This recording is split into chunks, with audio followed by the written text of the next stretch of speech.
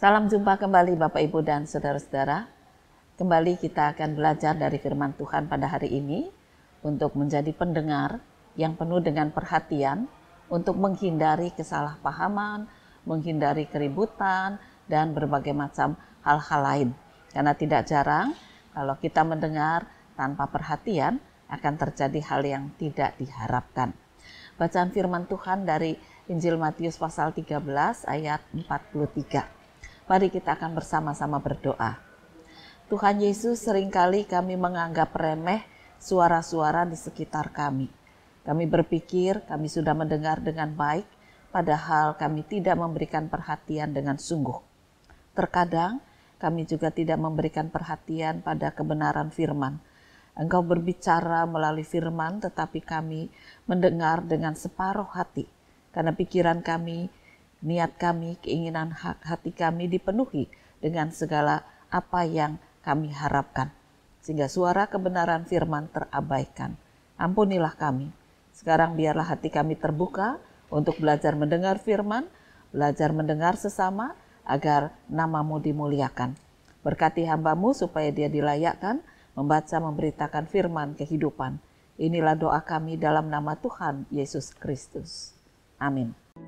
Pada waktu itulah, orang-orang benar akan bercahaya seperti matahari dalam kerajaan Bapa mereka. Siapa bertelinga, hendaklah ia mendengar. Bapak, Ibu, dan saudara-saudara, pernah saya itu diminta oleh satu keluarga untuk berbicara, katakanlah mendamaikan antara ayah dengan anak, di mana terjadi keributan besar. Diawali ketika sang ayah itu memang sakit. Lalu setelah berobat ke berbagai tempat, akhirnya dia mencoba dengan ramuan-ramuan. Ya. Setelah dia cocok dengan pemberi ramuan itu, ya memang dikatakan untuk membeli ramuan itu harganya cukup mahal.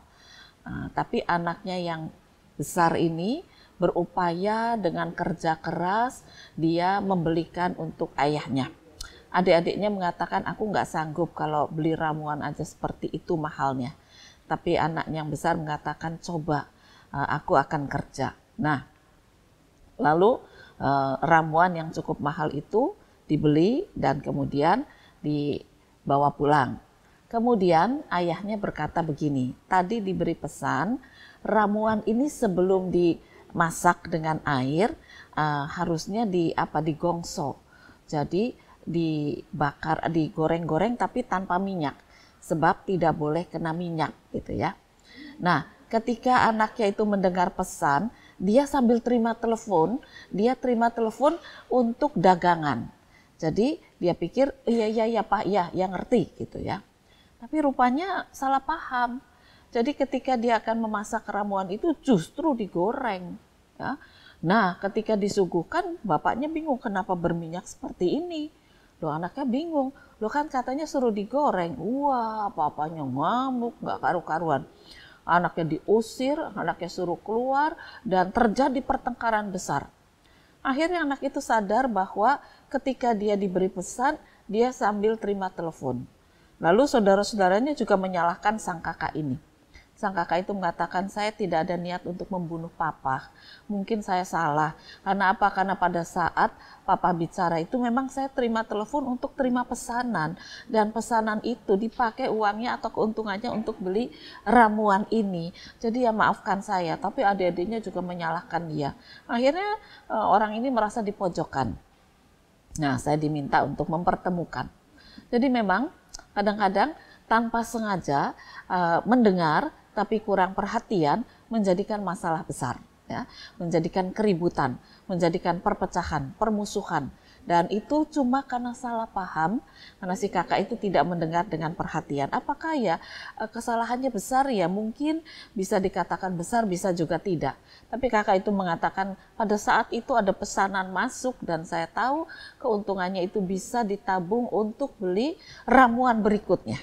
Gitu ya, karena dia katakan ayah itu tidak cukup untuk satu kali ramuan, tetapi harus beberapa kali. Nah, Bapak Ibu dan saudara-saudara, itu pengalaman. seseorang. Tapi hal serupa mungkin pernah Anda alami. Ketika Anda berbicara dengan seseorang dan orang itu tidak memberi perhatian yang cukup sehingga terjadi salah paham, Anda kecewa, Anda marah, Anda jengkel. Ya. Tapi mungkin kita juga bisa berbuat demikian. Ketika seseorang berkata-kata pada kita dan kita tidak mendengar dengan penuh perhatian, orang itu bisa marah, bisa kecewa, bisa jengkel. Nah, apa yang dikatakan firman Tuhan sangat menarik. Karena apa? Karena pada saat itu Tuhan Yesus mengajarkan tentang perumpamaan. Lalu ketika pulang, murid-muridnya tanya, apa arti perumpamaan? Dan kemudian Yesus berkata, siapa bertelinga hendaklah dia mendengar. Yesus menjelaskan arti perumpamaan. Artinya, pada saat itu Yesus tahu, ada murid yang mendengar dengan perhatian, ada murid yang mendengar cuma asal-asalan. Ya, nyatanya kita bisa buktikan. Ketika Yudas Iskariot ditegur oleh Tuhan Yesus, diberi nasihat oleh Tuhan Yesus, dia tidak mempan apa-apa. Karena hati dan pikirannya sudah dipenuhi dengan keserakahan, dengan uang, dengan kekecewaan, dengan sebagainya. Berbeda dengan murid-murid yang lain, mereka juga mendapat teguran dari Tuhan Yesus. Tetapi kemudian mereka mengalami pertobatan, mengalami penyesalan. Mereka menangis di hadapan Tuhan. Nah, karena apa? Sama-sama tidak memberi perhatian pada awalnya. Tetapi ketika mereka mendengar kembali apa yang dipesankan oleh Yesus, akhirnya mereka disadarkan. Dan oleh karena itulah dikatakan oleh firman Tuhan, pada waktu itulah orang-orang benar akan bercahaya seperti matahari dalam kerajaan Bapa. Artinya, ketika ada orang yang mendengar tetapi tidak penuh perhatian lalu mengalami pertobatan, dia berubah, itu akan membawa cahaya baru. Cahaya bagi siapa saja yang ada di sekitarnya, baik dia yang berbicara, baik dia yang mendengar. Karena apa? Karena ketika dia berbicara ada orang tidak memberi perhatian, dia tidak akan mudah kecewa. Ketika dia mendengar, dia harus belajar untuk memberikan perhatian yang sungguh. Dan ketika dia belajar untuk memberikan perhatian, maka dia akan tampil seperti cahaya. Ya, karena tidak jarang ada orang yang butuh didengarkan. Didengarkan saja rasanya sudah memberi kelegaan. Nah, kalau yang mendengar tidak perhatian, itu membuat kecewa. Oleh karena itu mari kita melakukan hal kebaikan kepada keluarga, kepada orang di sekitar, memulai dengan mendengar yang penuh perhatian. Sebab Yesus sendiri berpesan, hendaklah yang punya telinga itu mendengar. Artinya jangan sekedar cuma masuk dari telinga kiri keluar telinga kanan, tetapi biarlah apa yang kita dengar itu kita endapkan, kita pikirkan, kita beri sambutan yang baik, kita respon yang baik. Dan pada saat kita mendengar, respon kita juga itu harus terlihat memberikan perhatian. Kalau kita mendengar sambil main HP atau terima telepon, itu sudah nggak disukai orang. Nah, oleh karena itu ketika seseorang berbicara, mari kita berikan perhatian. Paling 1-2 menit. Atau kalau orang itu mau berbicara agak panjang dan telepon itu berdering, kita katakan sebentar ya, saya selesaikan dulu. Atau kita berbicara pada yang di telepon, sebentar ya, saya sedang berbicara dengan orang lain. Jadi perhatian kita itu fokus. Dan ketika kita fokus, orang yang berbicara itu mendapat sambutan yang baik, dia merasa seperti ada matahari. Matahari yang mencerahi hatinya, mencerahi pikirannya, mencerahi unek-uneknya, mencerahi kegelapannya. Oleh karena itu biarlah sekarang kita belajar menjadi terang yang bercahaya di tengah kehidupan banyak orang yang gelap. Cuma karena kurang perhatian. Berbuatlah baik dengan memberikan perhatian melalui kita mendengar. Maka kita akan bercahaya, orang lain juga akan mendapat cahaya, dan nama Tuhanlah yang paling dimuliakan. Selamat menjadi pendengar yang penuh perhatian. Tuhan memberkati firman-Nya. Amin. Mari kembali kita akan berdoa. Tuhan Yesus, ajarkan pada kami untuk mempunyai hati yang penuh dengan perhatian pada saat kami mendengar seseorang berbicara. Mungkin pembicaranya agak membosankan, tetapi biarlah kami mampu mendengar dengan hati yang baru yang Tuhan karuniakan. Mungkin pembicaraannya kurang menyenangkan.